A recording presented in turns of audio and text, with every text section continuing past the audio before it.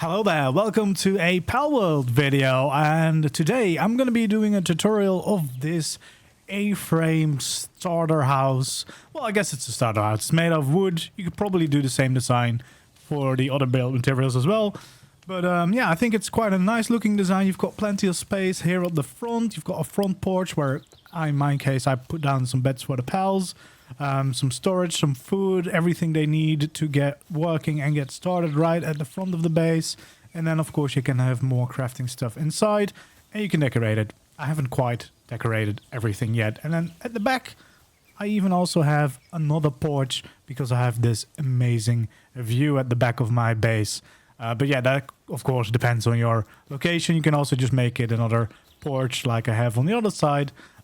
Completely up to you. And it's actually quite a simple base design, but I think it's quite nice looking with a little overlap on the front and back. So let's get to building. Okay, well, to get started, of course, we need a foundation. And for this build, you need a 4x5 to build the entire house. That is if you want to include the front porch and the porch at the back, or the back deck, depending on what your location looks like. So 4 wide, 5 long, and then we can get started with the actual building. Now, of course, depending on what you want and need from the building, you might do it slightly different. For example, where you want windows and doors, but I would have a setup like this, and then probably something similar at the front as well, having a door and a window. I just turn them around just for a little bit of variation. And then we have the triangle walls, of course, to fill in the rest of the shape. And then quite easily we already get the shape for our little A-frame here. And we do the same on both sides, of course. We want this A-frame both ways. There we go. So that is a good start. Then all we really need to do is start filling in the roof. Now, the roof placing can be tricky because it sometimes, or most of the times at least in my experience, doesn't really want to snap anywhere. So what I've been doing is placing a roof down here, and then you can quite easily connect your roof to this and make it go up that way. And then by removing it, you get all the materials back without any problem. So that has been my workaround for placing roofs. It's definitely not the most ideal way, but it works and it's quite quick, as you can see. So I guess that's all what really matters. And then, yeah, basically what we want to do is just going around the entire build, also in front and behind the walls, and add in these roofs. And then basically we're already almost there. It's, as I said, quite a simple design, but I feel like the building is not that difficult. It's pretty basic in this game. The decorations, however, you can go completely crazy with. I haven't unlocked a lot yet, but I can already tell that it's going to be quite amazing trying to build it all. Oh, I need some more wood. Okay, there we go. We can continue with our wall.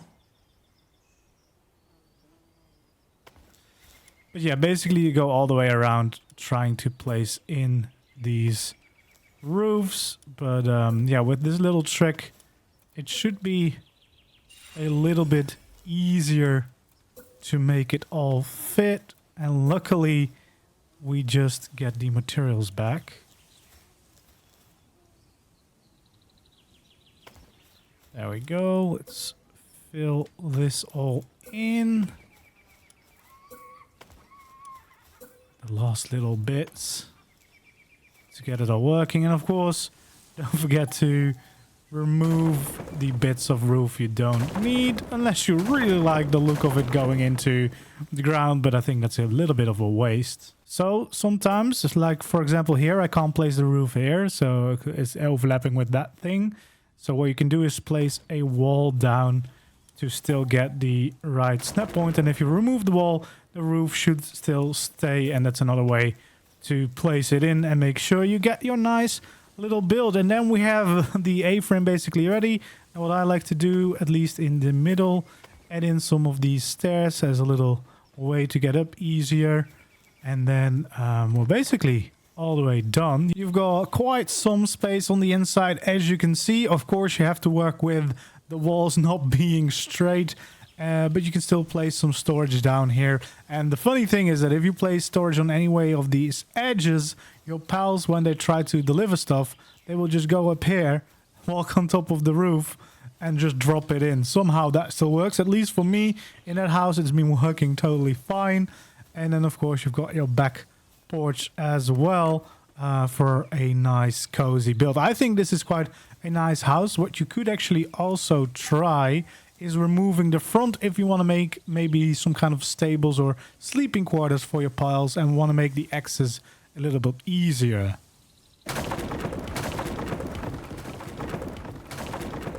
Now, as you can see, if you remove the front wall, it should all still keep standing tall, and then you basically have a giant hall where you can place down some beds for your pals, maybe some food, whatever you need, and you can basically turn it into some kind of stable as well, or maybe like a little summer camp. You have your own little hut over here, you've got the hut for your pals over here, and yeah, I think that makes for quite a nice design. Hopefully you enjoyed this little build tutorial, and I can't wait to see what you do with it. If you do, feel free to either tweet me or join my Discord to show me what you do with it, especially if you do some cool interiors. I've only been playing Palworld for a very short amount of time, so this is all I've gotten up with, but if I find out anything else cool with the building, I will be sure to share it as well. But yeah, that's it for this simple tutorial. Don't forget to leave a like, subscribe to the channel if you haven't already, and hopefully I'll see you in the next one. Goodbye.